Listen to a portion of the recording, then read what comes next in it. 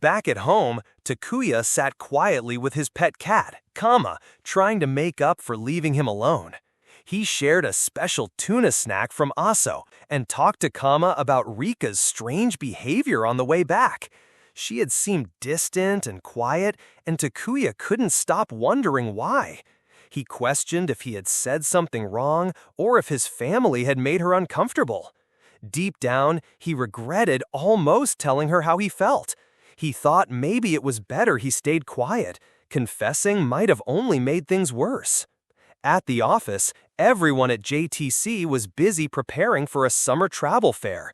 Their boss, Kurakawa, kept the energy high, while one of their teammates, Shinshi, jokingly tried to chase away bad luck with a chant. Takuya greeted Rika, but her cold, polite reply made him more confused about where they stood. During lunch, Shinshi proudly showed off the lunchbox his wife had made for him, making others jealous, especially Gonda, who admitted he felt ignored by his crush, Komiya.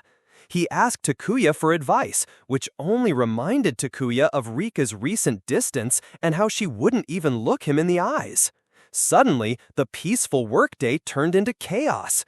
Important documents and tickets were missing, and Shinshi was nowhere to be found. Right then, Shinshi's little son, Hito, arrived at the office in tears, looking for his dad. He told them that his parents had fought the night before and that his mom had mentioned divorce. The team was shocked and worried Shinshi had run off. George, a usually carefree coworker who often talked about Hawaii, stepped in to take control. He told Takuya to go look for Shinshi while he handled Takuya's work. George comforted Hito with a smile and told everyone to send him any updates about the missing documents. George quickly organized the team like a pro, surprising everyone. He calmly reassured Hito using a Hawaiian phrase that meant, "Don't worry." Feeling the pressure, Takuya teamed up with Hito to find Shinshi. Hito, smart and determined, pulled out his dad's business card holder and suggested checking each place listed, saying he had already called all their relatives. Takuya was impressed. He also learned his mom was so upset she wouldn't even leave her room. Together, they visited coffee shops and other locations but found no trace of Shinshi. As the day dragged on, Hideo's hope began to fade. He asked if they'd ever find his dad. Takuya bought him a burger to cheer him up, but Hideo stayed quiet. He said he wished they could go back to yesterday when everything was still okay. Takuya felt lost. He didn't even understand marriage, so how could he comfort a child going through a possible divorce? Just then, George called and gave him a lead. A sad little bar near Hachiman Shrine in Fukagawa, known as a place where unhappy people gathered. Takuya rushed there, and soon Gonda, Itsuki, and Komiya showed up too. Takuya asked Komiya to stay outside with Hito, not wanting the child to see what might happen next. Inside the dark bar, they found Shinshi sitting alone, quietly trying to erase something from a divorce notice. He looked broken, mumbling about how he didn't want a piece of paper to erase his whole life. Then, all of a sudden, he panicked and ran out of the bar. Takuya and the others tried to stop him, but Shinshi kept running. George called just as this happened, and Takuya gave him the bad news. Shinshi had run off again. Everyone at the office decided to help find Shinshi. Takuya and the others split up and started calling out his name on the streets. Komiya stayed with little Hideo, trying to comfort him. Suddenly, Itsuki saw Shinshi acting wild and joked that he had turned into a gorilla. Shinshi ran again, and Takuya, Gonda, and Itsuki chased after him. Gonda joked about luring him with a banana, and Itsuki mentioned using a tranquilizer, but Takuya reminded them Shinshi was still a person. When Hideo saw his father running, he broke free from Komiya and chased after him.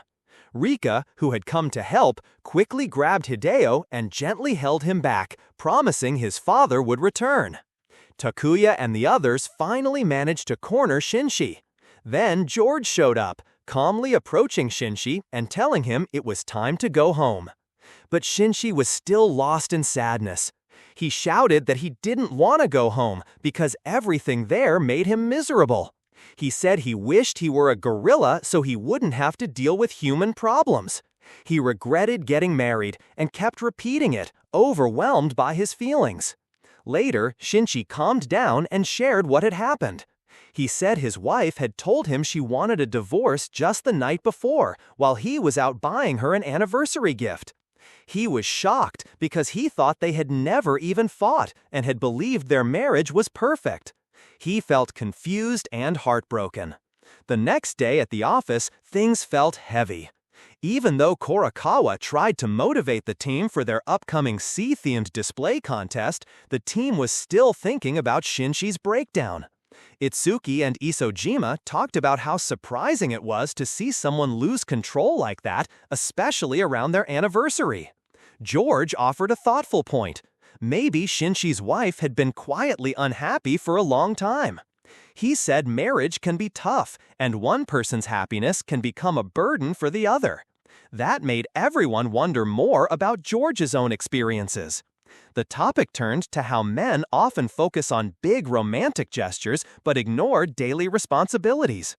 Ganda, feeling down, said he envied Shinshi, not because of the divorce, but because at least he had been married. Ganda felt like he couldn't even get that far. While everyone kept working, Takuya went to get some tape, still thinking deeply. If even someone kind and responsible like Shinshi could have such troubles, what did a normal life or marriage really mean? As he returned, Takuya noticed Rika working on a small handmade canoe for the display. She still seemed distant, but she quietly said she hoped Shinshi wouldn't get divorced, for Hideo's sake. Takuya wanted to say something, but the words didn't come out. As Rika thanked him and walked away, it felt like things between them had reset, like they were back to the beginning. Rika also felt unsure how to act around Takuya. She tried to stop overthinking and remembered something a friend named Ritsu had told her, that this journey was just for the two of them.